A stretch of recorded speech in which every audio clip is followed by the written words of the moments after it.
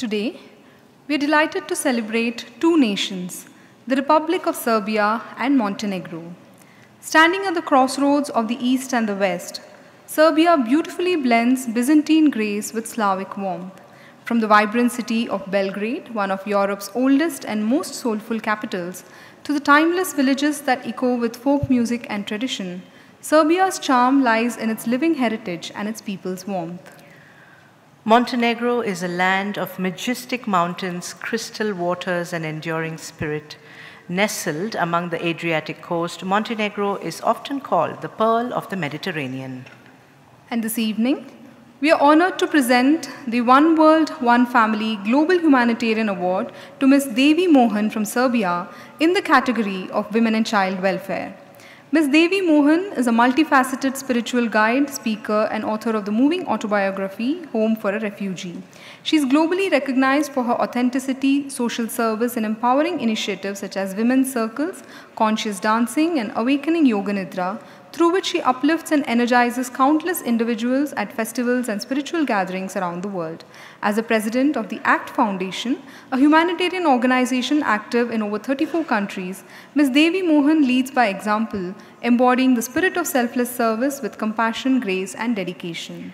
An experienced energy therapist, senior yoga instructor, and director of the Himalayan School of Traditional Yoga, she bridges Eastern and Western wisdom with profound insight. With a master's degree in peace studies and a professional background in diplomacy and with the United Nations, Ms. Devi also serves as the global ambassador of the Mohanji Foundation, founded by her life partner, internationally respected spiritual leader Sri Mohanji.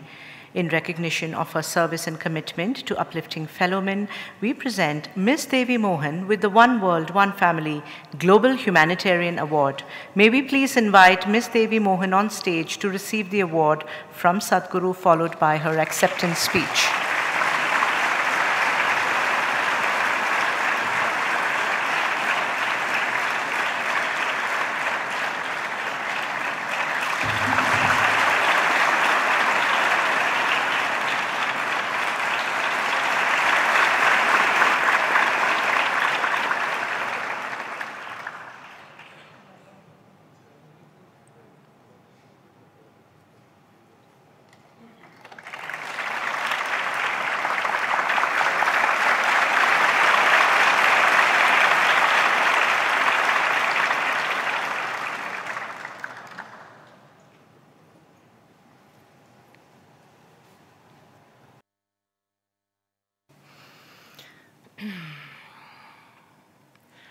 Om Shri Guru Bhyo Namaha Hari Om Shri Sainatha Paramastu.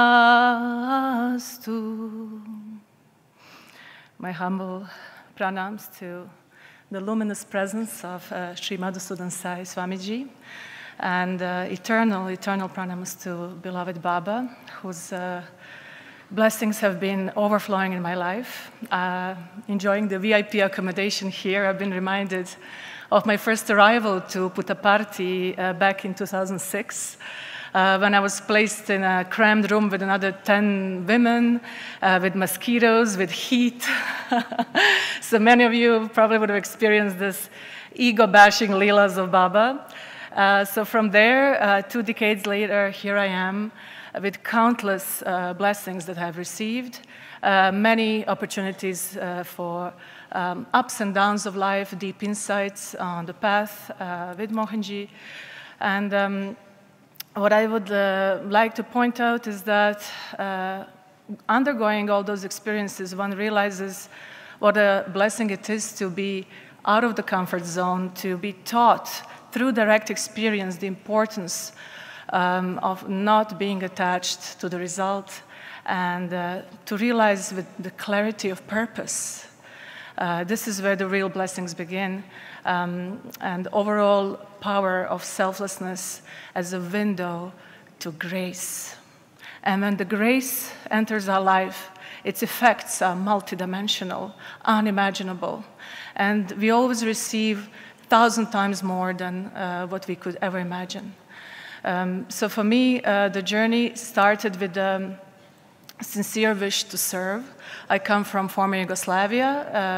I was a refugee from Croatia, of Serbian ethnicity, and I had a lot of bitterness in my heart initially, a lot of humiliation that I experienced as a refugee, a lot of resistance to life, and I just couldn't digest what was happening to me, and I didn't think I was going to make it at that time. I was 14. And in those moments of dark nights of the soul and extreme suffering, I remember that prayer that I had. I said to myself, if I ever survive this, I'm going to be the one who will offer the food to the hungry, as I was hungry at that time. For like 3 months, I was continuously hungry and humiliated. And I said, if I survive this, I will be the one to serve, And then later on, I was really blessed with some amazing scholarships, studies in Italy, in America. Then I got this fancy job in Dubai. I was earning a lot of money. I was going for scuba diving, salsa dancing, yoga teacher training. I immersed myself into experience, and I kind of got immersed into Maya, So it was the trip to Puttaparthi, 2006, when Baba lovingly reminded me of my promise to myself. And I was greatly inspired to see that extent of self-service, just like what I saw here. Yesterday, I held in my arms a child from Uganda that received a life-saving operation free of cost here at Mudanahalli. And I see that same unimaginable extent of Baba's grace and the power of self-service. So what brought me to this path I'm on, Raja Yoga path with Mohanji, was my sincere desire to serve. And I wanted to serve within an organization that's not big, that kind of has that hands-on effect, where you directly hand on the aid to the hands of the underprivileged. So that was back in January 2007. Baba connected Mohanji and I through a series of telepathic messages. So one would imagine that telepathic message comes in Padmasana or Ardha Padmasana in a puja room of somewhere, but it came in a toilet. So these are Baba's leelas, Baba has this immense sense of humor, and I just really enjoy it. So you can hear this whole story on my YouTube series, My Journey with Mohanji, on my YouTube channel, Devi Mohan Official, if you're interested. I don't have time to share all of it, but the point of it is that it was my desire to serve that brought me to Mohanji, that brought me on this path. And at that time, it was charity present in India, UAE, and maybe one more country. And now I can proudly say that we are present in 34 countries around the world, on all continents except Antarctica.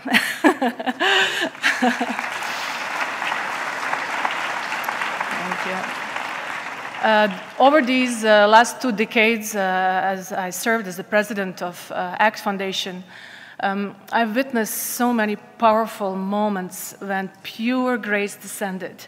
I really saw that, what Baba says, the journey from I to we to he. So for example, during COVID time, we somehow connected through a lady from my country who went for healing in some Amazon rainforest. And she received healing from a tribal leader, Washi, an amazing woman.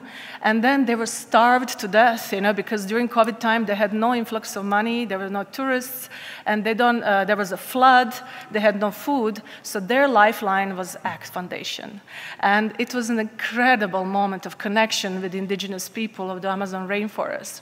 Or another experience I would like to share is when in 2018, I went to a leprosy colony in India, and I met the people who were completely ostracized from society, and leprosy made them lose their fingers, There was this lady that I connected with instantly, and I'll never forget this moment.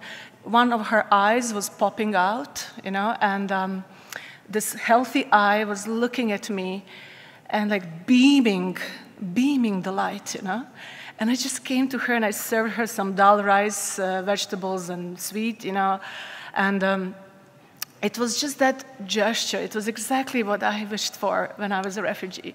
It was a gesture that somebody cares. You know, this white lady came from another part of the world, and she cares, and we connected. And I can really say that in that moment I saw God. You know, if you can see God, it's in the eyes of the needy people. That's where you see God. That's where you experience that transcendental connection.